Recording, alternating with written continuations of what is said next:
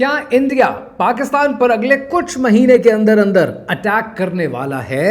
Now this is an important question जो social media की जीनत बना हुआ है और बहुत से सवाल आ रहे हैं और इसके हवाले से आपके सवालों को आज मैं कवर करूंगा। You need to understand a couple of things कि जब आप किसी भी सिचुएशन को एक जियोपॉलिटिकल स्टूडेंट की हैसियत से देखने की कोशिश करते हैं तो आपने सबसे पहले ये नोट करना है कि ऑपरेशन सिंदूर इंडियन गवर्नमेंट की तरफ से हॉल्ट किया गया, रोका गया, लेकिन खत्म नहीं किया गया। तो इसका मतलब यह है कि एक इमिनेंट वॉर का खतरा हमेशा अपनी जगह कायम है।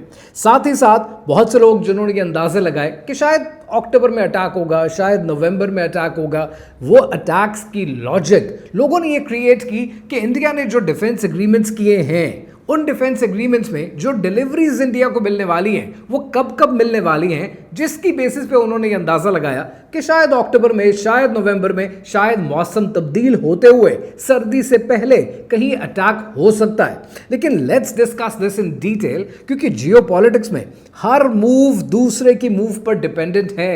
अक्सर कहानी वहीं चल रही होती है और अक्सर कहानी किसी और टेंजेंट पे शिफ्ट हो जाती है। अब इस टेंजेंट के हवाले से कहानी क्या है, आइए समझते हैं।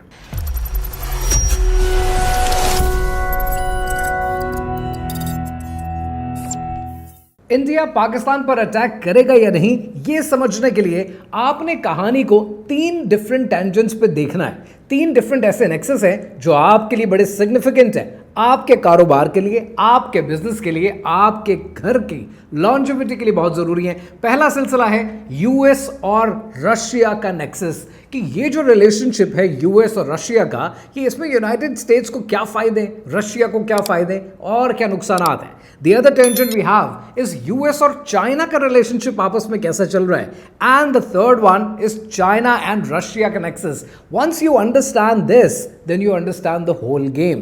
पहले बात करते हैं यूएस और रशिया के नेक्सस की। रशिया को कर्टेल करने के लिए थोड़ा सा माजी में जाएं तो नेटो की मेंबरशिप दे दी गई यूक्रेन को। अब इस पे रशिया का एतराज अपनी जगह एज अ न्यूट्रल पर्सन अगर आप देखेंगे तो गलत नहीं है कि अगर आप नेटो को मेंबर बनाएंगे तो आप मिसाइल लाकर मेरे बॉर्डर पे लगा देंगे, सो टेक्निकली एनिमी तो मैं हुआ। रशिया का एतराज अपनी जगह गलत नहीं था। शायद रशिया ने अपनी प्रोटेक्शन के लिए वॉर भी शुरू कर दी और उस वॉर के बाद इस वक्त अलास्का में जो नेगोशिएशंस हुए ट्रंप के और व्लादिमीर पुतिन के बीच में, उसमें वो बज़िद है, रशिया बज़िद है कि उसको वो इलाके चाहिए कि जो यूक्रेन में हैं। और इंटरेस्टिंग कहानी ये है कि यूएस ने ये प्रपोजल लाकर रख दिया यूक्रेन की टेबल पे। यानी कहाँ एक पूरा नेटो इकट्ठा है, कहाँ यूएस इकट्ठा है, सब मिलकर सपोर्ट कर रहे हैं यूक्रेन को। 175 बिलियन डॉलर्स की एड दी जा चुकी है यूक्रेन को ये जंग लड़ने के लिए। लेकिन आज टेबल पर बैठकर यूएस की बात क्यों मानने को तैयार है कि अगर इलाके भी यूक्रेन को देने पड़ते हैं तो डनबास के इलाके दे दें, कोई बुराई नहीं है इसमें। Why are they even considering this proposal? Now that's an important tangent. उसकी वजह पता है क्या है? उसकी वजह यह है कि डीप डाउन अब दुनिया को और आलमी ताकतों को यह रियलाइज हो गया है कि दुनिया यूनिपोलर नहीं है। रशिया चाहते या ना चाहते हुए भी एक आलमी ताकत है। रशिया के पास ये ताकत मौजूद है कि वो अपनी सॉवरेनिटी को अकेला प्रोटेक्ट कर सकता है, जंग शुरू भी कर सकता है और जंग जीत भी सकता है। और हर वो मुल्क जो जंग शुरू कर सकता है और अपनी मदद आपके तहत जंग जीत भी सकता है, वो एक सुपर पावर हो सकता है। और इस वक्त दुनिया में ऐसी सुपर पावर्स सिर्फ 3 हैं। पहला है यूनाइटेड स्टेट्स, दूसरा है चाइना और तीसरा है रशिया। अब शायद व्हाइट हाउस को ये बात समझ में आ गई है कि रशिया को इमिनेंटली एक पावर मानना पड़ेगा, देर सवेर मानना पड़ेगा, तो बेहतर है आज मान लें क्योंकि अगर रशिया रहेगा तो ईयू को एनर्जी मिलती रहेगी। रशिया और यूक्रेन वॉर के बाद जो एनर्जी क्राइसिस यूरोप को फेस करना पड़ा, उसकी कमी को पूरा करने के लिए यूनाइटेड स्टेट्स ने एनर्जी प्रोवाइड तो करनी शुरू की, अपनी तरफ से एनर्जी देनी शुरू की, लेकिन एक लेवल यहां तक तो आ चुका था कि रशिया यूरोप को ऑलमोस्ट 50% एनर्जी सप्लायर है। इतना बड़ा एनर्जी सप्लायर की कमी को कोई पूरा नहीं कर सकता। सो अगर आज रशिया को आइसोलेट कर दिया जाता है तो दुनिया में एनर्जी क्राइसिस बढ़ेगा। यूएस को यह बात शायद किसी हद तक समझ आ चुकी है कि रशिया को पावर मानना पड़ेगा और उसके लिए अगर सरेंडर भी करना पड़ता है तो वो यूक्रेन को सरेंडर करना पड़ेगा। We've got nothing to lose in this war. लेकिन जो दूसरा टेंजेंट है वो टेंजेंट है यूनाइटेड स्टेट्स का चाइना के साथ। अगर आप बहुत केयरफुली सिचुएशन को देखेंगे कि चाइना और यूएस के बारे में जब भी बात होती है ना, हमारे यहाँ लोग जज्बाती हो जाते हैं। देखना चाइना ईंट से ईंट बजा देगा, देखना चाइना वो कर देगा। अगर आप बहुत केयरफुली एनालिसिस करें तो यूनाइटेड स्टेट्स का और चाइना का आपस में कोई झगड़ा नहीं है, कोई प्रॉब्लम नहीं है, कोई फड्डा नहीं है। उसकी वजह यह है कि प्योर कैपिटलिज्म आज चाइना में इंप्लीमेंटेड है और कैपिटलिज्म के अंदर हर वो चीज हो रही है जो यूनाइटेड स्टेट्स को सूट करती है। सो ऐसे में the only problem US could have with China is one, and that is isolationism, या जिसको मैं कहता हूं डी ग्लोबलाइजेशन। यानी सब पावर आज यूनाइटेड स्टेट्स की फैक्ट्रीज की जो है वो चाइना के हाथ में चली गई है। That's why America wants to make America great again, यानी फैक्ट्रीज उठकर वापस अमेरिका में शिफ्ट हो जाएं।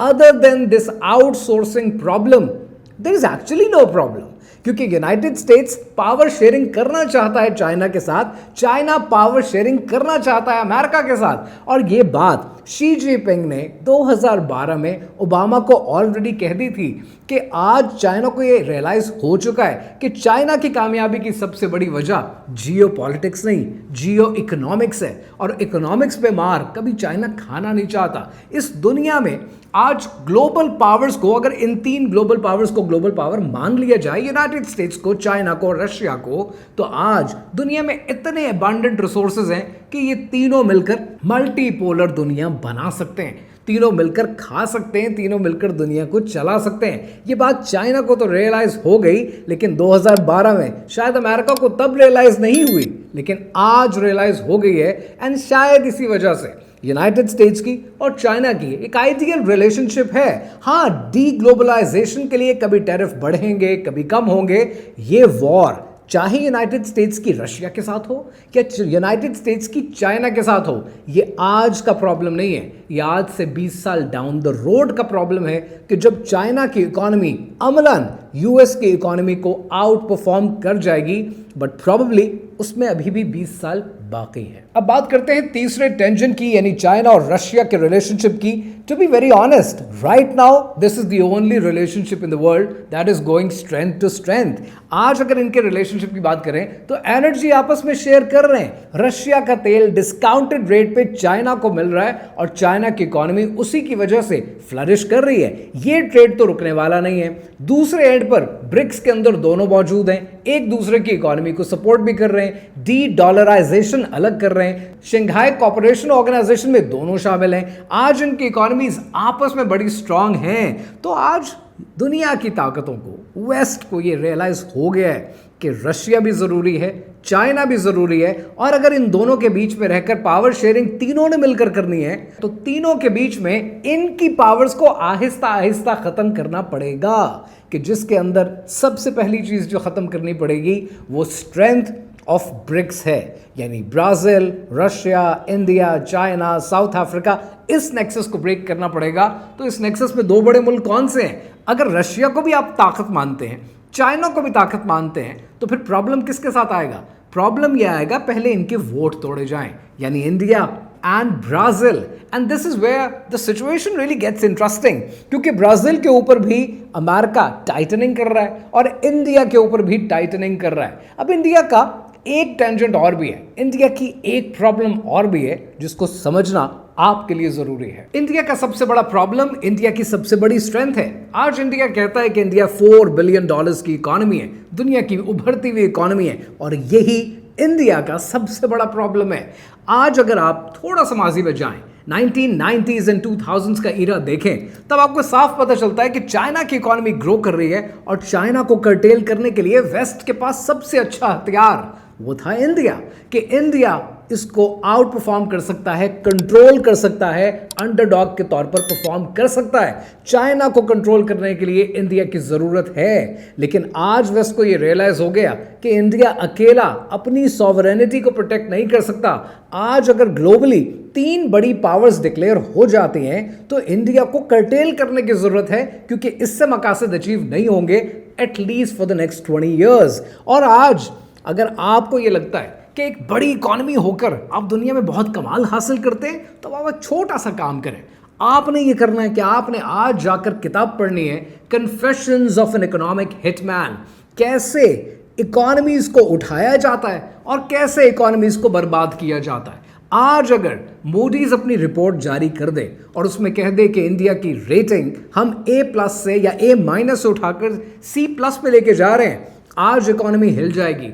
आज अगर स्टॉक मार्केट से फॉरेन इन्वेस्टर अपना पैसा निकाल ले, आज इकोनॉमी हिल जाएगी। इकोनॉमी को उठाना और इकोनॉमी को गिराना कोई बहुत बड़ा कमाल नहीं है, इट्स कॉमन। और ये confessions of an economic hitman में जगह जगह लिखा हुआ है। आज अगर वेस्ट ये फैसला कर ले या दुनिया की 3 आलमी ताकतें ये फैसला कर लें कि इंडिया की इकोनॉमी को बिठाना है, तो literally it's a game of months. But they have realised that India इस लॉन्ग टर्म गेम में साबित कर सकता है अपने आप को अगर ब्रिक्स स्ट्रांग होगा। पर हमने ब्रिक्स को ही वीक करना है। 3 ही ताकतें रहेंगी at least for the next 20 years, USA, Russia and China. अब इस सबके अंदर पाकिस्तान को बड़ा फायदा है। पाकिस्तान को शॉर्ट टर्म में फायदा यह है कि पाकिस्तान का प्लॉट बड़ी अच्छी जगह आ गया है। वो अक्सर आप लेते हैं ना कि जी मैंने बहरिया टाउन में फाइल ले ली है और मैंने प्लॉट ले लिया DHA में। आपका प्लॉट बड़ी अच्छी जगह है क्योंकि आप जिस प्लॉट पर बैठे हुए ना, यहाँ से ईरान है, यहाँ साथ आपके अफगानिस्तान है और सेंट्रल एशियन कंट्रीज तक आपकी रसाई है। चाइना के साथ आपका बॉर्डर मिलता है, चाइना के साथ आपकी दोस्ती है। आज ये बॉर्डर, आज ये प्लॉट आपके लिए बड़ा फायदेमंद है। इसलिए आज हम यूएस की नज़रों में भी अच्छे हैं, इसीलिए हम आज यूएस से दोस्ती भी कर रहे हैं। और अगर हमने एक गलत चाल चल दी इस जियोपॉलिटिक्स में तो खुदा न खास्ता पाकिस्तान को बड़ा नुकसान हो सकता है। So we need to be smart, we need to see कि हमारी वो अफगान पॉलिसी जो 1980s में रही, 70s के एंड में और 80s में रही, finally that's paying us off. आज अगर ये पॉलिसी पे ऑफ कर रही है then we need to be very careful कि आज दुनिया मल्टीपोलर हो रही है।